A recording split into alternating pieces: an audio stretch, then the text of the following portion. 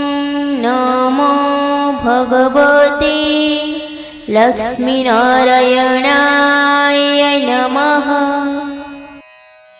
ઓમ નમો ભગવતે લક્ષ્મીનારાયણાય નમઃ. ઓમ નમો ભગવતે લક્ષ્મીનારાયણાય નમઃ. ઓમ નમો ભગવતે લક્ષ્મીનારાયણાય નમઃ. ઓમ નમો ભગવતે લક્ષ્મીનારાયણાય નમઃ. ઓમ નમો ભગવતે લક્ષ્મીનારાયણાય નમઃ. ઓમ નમો ભગવતે લક્ષ્મીનારાયણાય નમઃ. ઓમ નમો ભગવતે લક્ષ્મીનારાયણાય નમઃ. ઓમ નમો ભગવતે લક્ષ્મીનારાયણાય નમઃ. ઓમ નમો ભગવતે લક્ષ્મીનારાયણાય નમઃ. ઓમ નમો ભગવતે લક્ષ્મીનારાયણાય